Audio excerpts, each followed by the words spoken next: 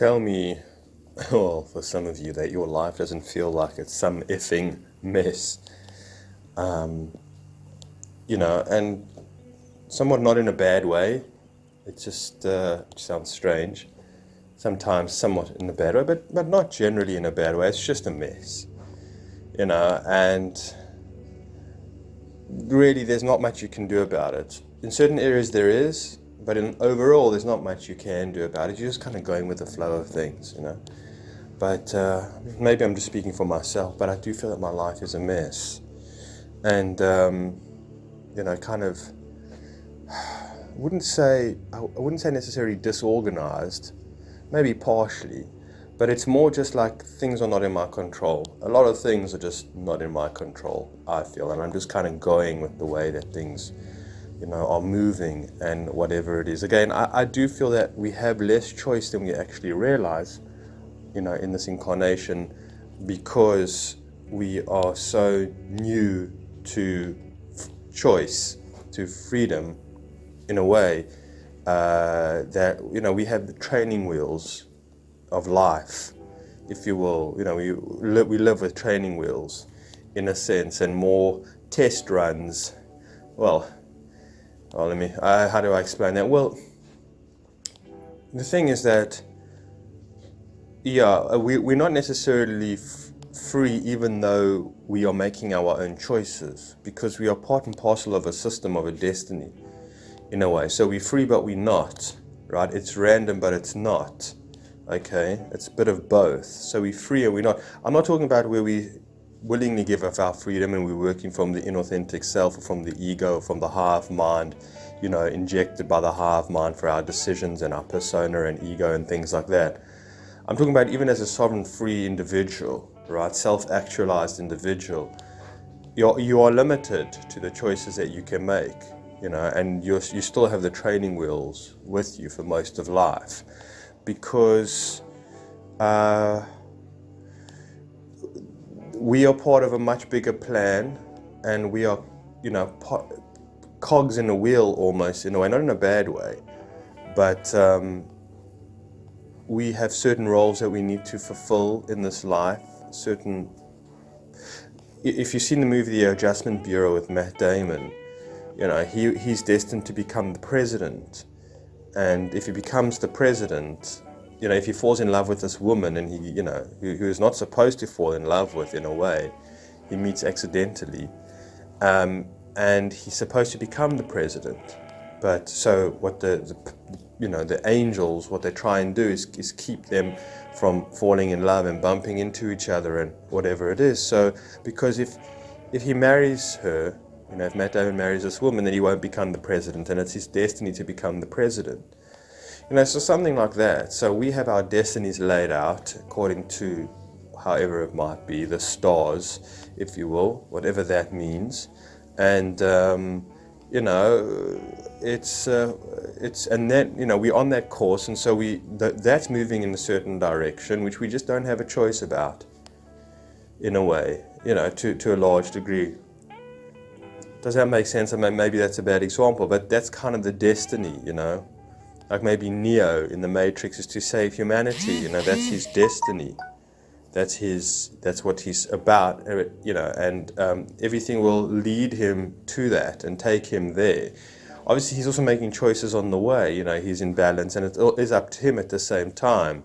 But that's his kind of destiny, and that's he's the chosen one. So we've all been chosen, in a way, to fulfill some kind of destiny, some kind of role. And it's not something major, like being the savior of humanity or becoming president, heaven forbid, or something like that. It's very small roles that, we are needing to experience for the greater good of things. Whether it's still living in your own small hometown and just being a free thinker and a sovereign individual and influencing others around you in that particular town, or something like that. Or, there's many things, there's many things that of where we influence our surroundings and where we are needed in this world without us even knowing. without us even knowing, we are needed on many, many levels to bring certain type of energies into the world, if you will, to balance out certain type of energies, to affect certain areas in certain ways, and whatever it is. Like, let's just say the story of Jesus. If Jesus arrived, I'm saying, he was stuck on an island, a small town of 30 people, it wouldn't have been the most amazing story now, would it? So time, place, etc., his role, where he was placed. And that's the thing, is that where we are actually placed, accordingly by the stars, in a way, if you want to call it metaphorically speaking, by the stars, where we are placed, into the families that we are placed. It's not that the families that we are placed just serves us, but it's how we serve, the family itself.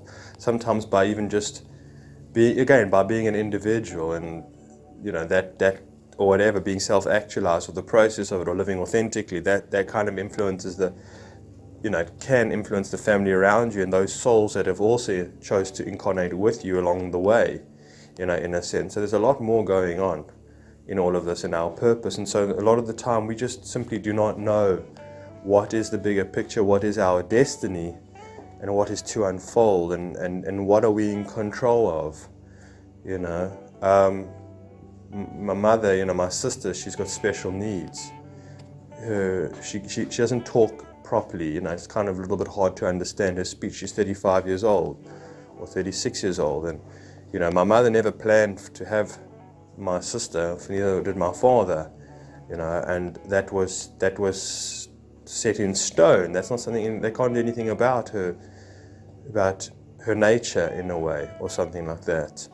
A lot of these things are, like I say, predetermined, and whatever it is. But my sister, their daughter, is here to play a certain type of role, a necessary role. That's why disabled people are here, to play a certain type of role. It's not just by accident. But we can't change that about them. We can't change a lot of the time their disability. Sometimes we can, but sometimes we can't. Most of the time, if it's a mental, Down syndrome or something like that, we can't necessarily change it, or something or other. We can change other sort of personality traits, or whatever it is, etc., but that we could potentially be born with, whatever it might be, but you get the idea. So we do feel helpless a lot of the time, and in my life I have felt kind of helpless by being in the country that I live in, and being not having a lack of good, fellowship and friendships and connections with people of like-minded nature. But it was supposed to be this way. I was supposed to be born in this country. I was supposed to still be in this country. I mean, in 2020, I did try to immigrate to, I wanted to even fly to Australia just to visit, but I had full intentions of immigrating and leaving the country. And then there was the lockdown, and, it just didn't happen. Didn't get, I applied for the biometrics, etc. I paid for everything, and yet then lockdown. So I was supposed to be here, I think. So that's the thing, is that these doors open and close without us even knowing it, and people come into our lives, without us, without even our control over it, and there's not much sometimes we can do. I mean, if you're married, your mother-in-law type of thing, situation. These people are in your life, whether you like it or not, to a certain degree or another. They're energetically connected to you to some way or another. I mean, even your neighbors, even the citizens of the country that you live in, whatever it is, we are connected on so many levels we have no idea. So there is a sense for myself of my current relationship now with Leanne, let's just say, for example, in my current setup, where it does feel very limiting. It kind of feels like it's one hell of a big mess. It really feels like it's one hell of a big mess, and there's almost nothing I can do about it. And I know that sounds strange. Surely, Aaron, you can do something about it. No, I really don't feel. I mean, yes, there's always something that can be done, but that's reasonable, right? That's helpful. That's necessary way forward. I just don't feel like it. I feel like she is my responsibility, whether I like it or not, and whatever else that responsibility comes with. Why? Because I realize that sometimes I want nothing to do with her. Like, I'm really so disappointed, I'm so upset with her, I'm so hurt, I feel she's making no growth whatsoever, right? And really I just can't see her the next day. Then the next morning I'll wake up and think to myself, I kind of miss her, and I wonder how she's doing, and something or other, and I want to just tell her that she's a wonderful soul or something like that. But the day before she was just swearing at me and or whatever else was going on. You see, I don't have a set time. I have always constantly have mixed feelings, going back and forth, right? And I don't feel that there's a definite door that's opening where I can say this is the direction to head in. Just like maybe in your lives, like, you want to change the current situation, but then you feel mixed feelings about it. You realize, oh shit, this is teaching you something. You are benefiting from this in a certain way, even though it's like hurting you, even though it's painful, even though it's compromising, even though it's, but you feel that in a way it's important. You feel in a way that it's significant, and you can't just let it go. You can't just immediately, in the most extreme fashion and way, dislocate yourself from it, disassociate yourself from it, or something or other. I mean, some of it we feel the definite need. For myself with Marlene, for those of you that were following me back then, my friend from the country, Marlene, a 60-year-old woman who was really, that was really, I don't know what to say, but that had to have an immediate dramatic change. And maybe I'll get to that place with Leanne. Right? And sometimes I feel like, no, this is it, I've gotten there to it. And then all of a sudden, my heart changes, my feeling changes, something in me changes. And that's not in my control. I really feel that that's not in my control, which is so bizarre. It's like, so what are we saying here? So I'm saying certain things are not in our control, certain things are not in our choice. Certain things are not, there's nothing we can do about. And I know this, it's all a mixed area. It's like, let's say somebody's incarcerated. It's like, well, maybe they don't try and, get off early, or, get an early release by being good or something like that, or speaking to the parole board. I don't know, whatever, try and, it's just say, well, it is what it is, and I accept my lot. It's not like that and say, well, this is part of me. Obviously not. Obviously not. And we must be very careful, because a lot of it can be because we're lazy. A lot of it is, apathetic, we're scared, we don't want to grow. It's like maybe we should stop, smoking 2 packs of cigarettes a day, but like, I don't feel the call for it. Or you do.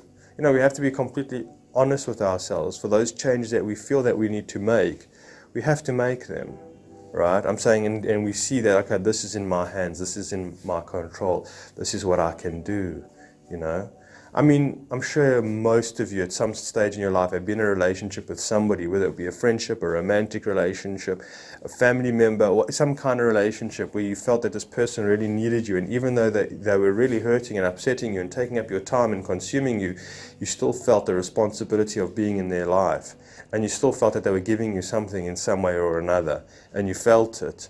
So you were completely divided within yourself, and that's where there's a higher purpose and a higher plan and a higher, something else that's also at play here, right? Like I said, I've had it before where I felt like, hey, Marlene was teaching me something. I did feel that I needed to be in her life, otherwise she was going to be on her own, and whether or not she's going to be able to still be alive is, like, okay, so I'm saving this woman's life. That seems pretty, serious, I would say, and beneficial and significant. But I felt to a degree when I felt, no, it's not in my hands, that, it's not my responsibility anymore. Then I felt it sincerely. And, a plan was made. So I don't know if I'm making sense, but that's why my life is a mess. And I'm not sure how to organize it. I'm not sure how to better it. Sometimes I think to myself, well, what am I doing in this house that I'm living in? Why don't I go live in a small town? Just sell everything, simplify things. Go with my 2 cats, leave Leanne behind, or whatever it is, and just go live in a small little town. Why the hell do I not get out of this country, for example, when it's in such bad shape? The whole world is in such bad shape, but here it's like very touch and go. I'm saying, you can have riots, you can have it anywhere in the world. That's the truth. You can have that. But this country in particular, very, very, well, we know South Africa. Not so long ago in July did they have the riots and looting where everything was closed down for like 3-4 days, and not sure when the rioting and looting was going to stop, and billions of rands and many lives lost because people were just looting, massive supermarkets and burning them down and whatever it was. And it's touch and go. It's touch and go. So why am I not moving? Why? Well, I don't feel the call. I don't feel that there's anywhere else that I'm supposed to be. So that's why, like, I'm in limbo. I'm constantly in limbo, and I guarantee you, in a very large way, you are in limbo too. You just don't know what to do. The restrictions from the lockdowns and things like that are getting more severe. The threats of the needle being, forced or whatever it is, and this and that. It's like, it feels like you're being hemmed in, painted into a corner or something like that. Maybe not just from the authorities, but even the people in your lives, or the people in your lives are becoming more extreme, more zombie-like, whatever it is, more aggressive, less empathic, because this is the world we live in. It's just getting more and more dark and more and more dark. You watch this I don't really watch him, Paul Joseph Watson, Social Engineering, his video on adverts, and what's going on in adverts today, and you just realize the propaganda that's going on adverts, and how many little boys are wearing dresses, and things like that, and how Heineken and all these beer, whatever companies are advertising that, the night belongs to the needle people and things like that, and just the heavy propaganda, the heavy symbolism that's going on. I mean, this Travis what's his name, Scott, whatever, that whole event that it went on, and how dark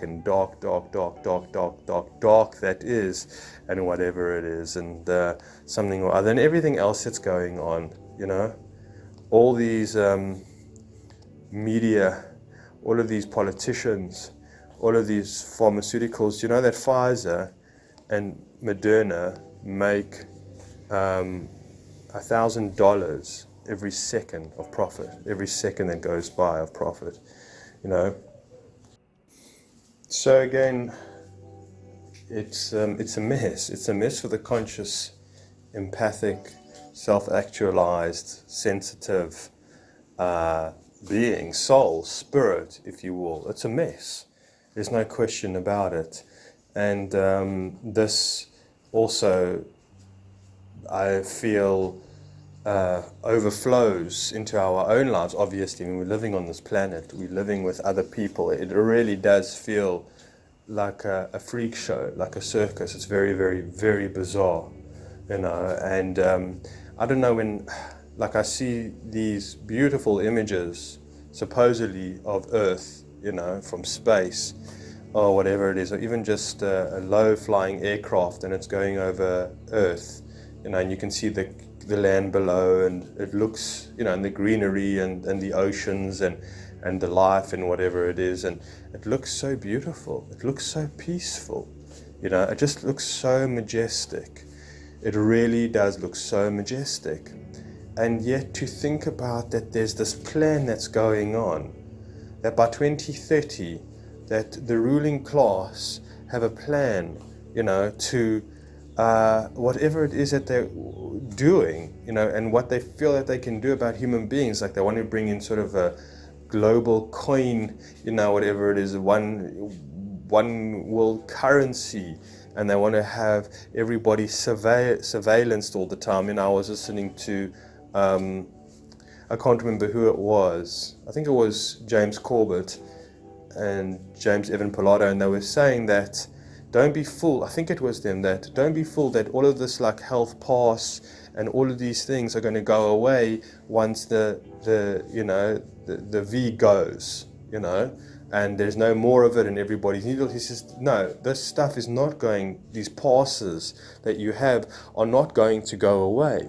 You're still going to have to prove, when you're going into shopping malls and things like that. And now they're designing these things where you have to, you have to scan your phone, you have to, QR code, whatever it is, to scan to actually get in, because they're putting up these things that block, I don't know what you want to call it, not like when you go to a train station or something like that, and you have to give your ticket, and then you can, walk through. It opens for you, gives you access. I don't know what the word is for that, And so that's what's going to happen in supermarkets and things like that. You're going to have to, be scanned before you get in, and then, granted the permission. And then not only that, but you're going to be tracked on that as well. So these things are not going to go away, these health passports and these green, whatever they call them, I don't know what they call them, they're not going to go away. This is going to be the future, right? And with that will be in your driver's license, and within that will be your bank account or whatever it is, everything on your phone, and that's it, in digital currency. So everything that you spend will be monitored and checked and things like that. And then they're bringing in the whole food thing. They want to change the whole food chain as well, or something or other, where no more meat anymore. We're going to be this is true, more so insects and things like that, because it's apparently on menus are going to put like what food now is going to, what carbon footprint you eating, like having a piece of steak. Well, this is your carbon footprint on the piece of steak and whatever. And that's, they're going to use these crises of climate and pandemics and whatever it is in order to usher in the surveillance, control, and type of post-human world and things like that, where we also again merge with the technology in that sense as well. So it's very far out, it's very extreme, and like I've said before, and I'm still meaning to do a talk on it, that we're building the Matrix was a prophecy. The movie The Matrix is a prophecy, right? Is that the Matrix is being designed right now, in a way, and that's where the future holds. The metaverse, if you will, where people are plugged in, type of thing, and everything else is controlled. And that's why you need to, get everybody. This is just the warming up, because it's going somewhere. It's not that, humanity is just going to be tracked and traced on every level and have to have these booster shots all the time, and that they're going to have to, and that's just the way it is, and not eat meat and all these other things and whatever it is. And there's going to be a universal basic income because there's not going to be enough jobs, etc. I mean, maybe, I don't know, all these things, but like, there's much going on. But the thing is that then this is just the preparations. There's not going to just stop and be like, okay, we're watching them all the time, surveil. No, there's a purpose to all of this plan. This is just a process. This is one step on the ladder towards, the ultimate sort of download, if you will, or something like that, to live in the metaverse in that way. And so this is all just processes. We need to see it from the much bigger picture. We need to see it in 10, 20, 30, 40, 50 years' time. What is it going to be like, especially with these people at the helm? I'm saying in the driving seats or whatever it is that is, sort of herding humanity into a certain direction, and whatever it is, because, that's what they're doing. And so we can imagine a future that's, that is surveillanced, that is controlled, that there is no individual anymore, and there is no, and again, it's going to be hard for the individual to wake up from this nightmare in that way. So I know we slowly, not slowly anymore, we were slowly progressing from probably the 40s, the 50s, and things like that, but now it's becoming more rapid, and it's going to even increase more and more and more. 2022, we're going to see again some massive plot shifts here, and whatever it is, and a whole lot of else things that are going on. So bizarre indeed. And so we're feeling this. We feel it when we wake up in the morning, right? We feel it. We wake up. Our consciousness returns to us in the morning, and we face the day ahead and everything that's going on and all the energies that we are met with and all the messiness of it all. And it's like, well, so what do I do? What can I do? What are my options here? Right? Where should I focus my energy? What do I need to sort out? What do I need to it's a lot. There's a lot going on, and again, so some of this stuff, well, okay, fine, taking care of my diet, not spending too much time on social media, not too much time watching porn or playing, PC games or something like that, not too much drinking of alcohol, monitoring, like I'm not monitoring, monitoring where your energy goes. I'm saying, obviously, of course, that's so vital, but I think that I'd like to think that most of us, to a large degree, have gotten ourselves to a sustainable place, a relatively healthy, sustainable place, where we're doing things in moderation. Maybe they're not the best for us and the most healthy for us, but we're doing things in moderation. And that's what I'd like to think. And so we keep on with that moderation of things. We keep on with that balance. But we've been doing it for many, many years now, and we're working on things that need more balance, maybe more meditation, maybe more exercise or whatever it is, maybe more having our house in order. I'm saying physically, like, the dishes cleaned and put away or something like that. You have the laundry and it's ironed, and, because these things really, really make a difference and they really matter. So these are things that obviously we try our best to keep in order, but the rest of it is just one big hell of a mess, and we just it's bumpy and it's messy and it's chaotic, and there's not much we can do about a lot of it. And so our job is to endure it again, is to ride the wave the best that we can manage, to be humble, be open, be responsible, not to be lazy, to be courageous, and just show up every day, and with one's best intentions and best efforts of, well, how can I be of service, to the world, to others, in a sense, even though we want, we wish people will all, sort of disappear, people in our lives, but how can I be of service? Again, I don't mean to be self-sacrificing, or like, how can I be of service to the narcissist or something like that? But we are here for some kind of service in a way, whatever it is, and something or other. So that's what we do, and that's what I do, and I try and not control things beyond unreasonable, if that makes sense. In a way, like the situation with Leanne, I'm just going with the flow.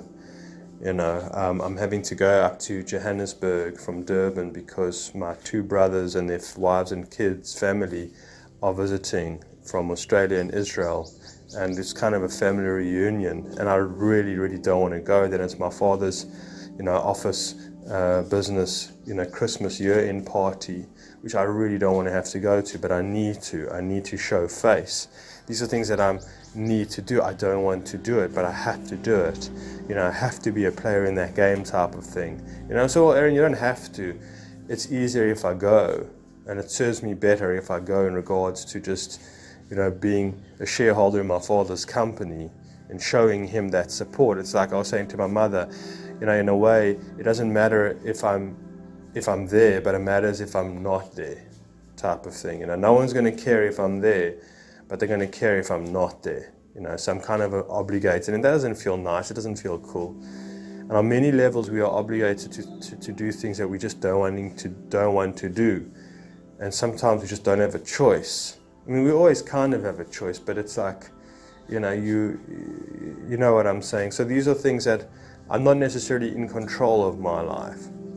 Right, I'm not in control of this fourth wave now, the so-called fourth wave that's arriving here in South Africa. Every December it arrives, every Christmas, and I'm sure it's around the world. I don't know, but like they predicted it in February or something like that. They knew it was coming, and you can see the cases are building, and then the fear mongering is going on, and whatever it is, and so like it's coming, and it's going to ruin people's Christmas. It's going to ruin the trade and jobs and whatever it is, in the livelihoods of people and things like that. You say, well, why do you even need to lock the place down? No, we need to stop the spread. Okay, but why stop the spread? Well, people will get sick and die. Okay, well, that's the belief, that they'll get sick and die, and the hospitals will be overwhelmed. Well, by now, surely, you should have built, you could have had, with all the billions of IMF money, whatever it is, you could have built about probably 10 more hospitals in each little town and city or something like that, or whatever it might be, but you haven't done that. So the hospitals are overwhelmed. Maybe, more staff could have been trained or something like that. But no, you're letting go the people that haven't accepted the needle. It doesn't make sense. Like, nurses worldwide have quit their jobs, and so there's less staff in hospitals because they've been forcing them to get the needle.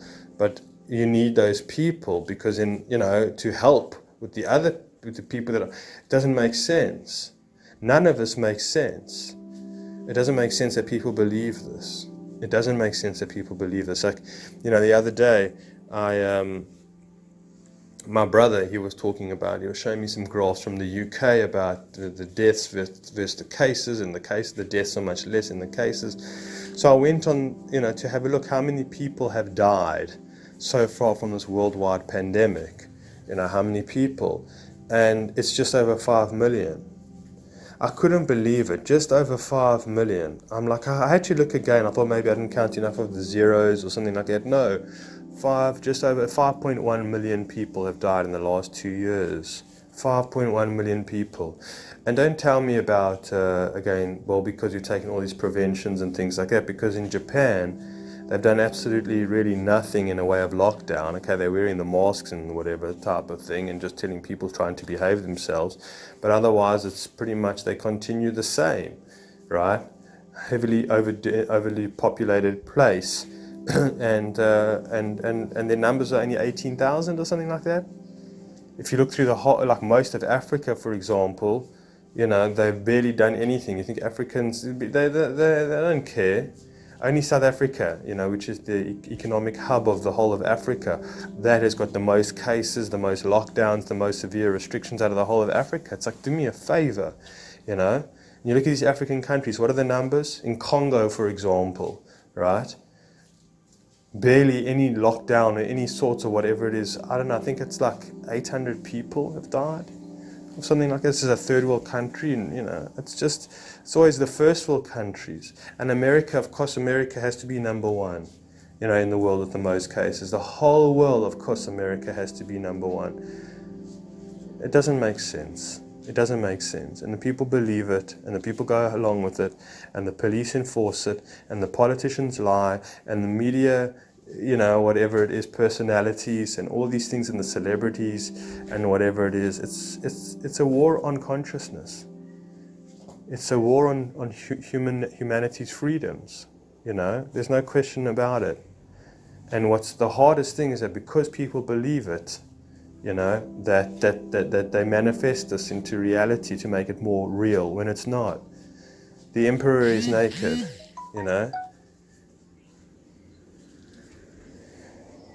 The emperor is naked, and it hurts to see other people just going along when they know the emperor is naked, and they just don't want to see the reality of things, because again, they don't want to see the reality in their own self-deceit, in a way, in general.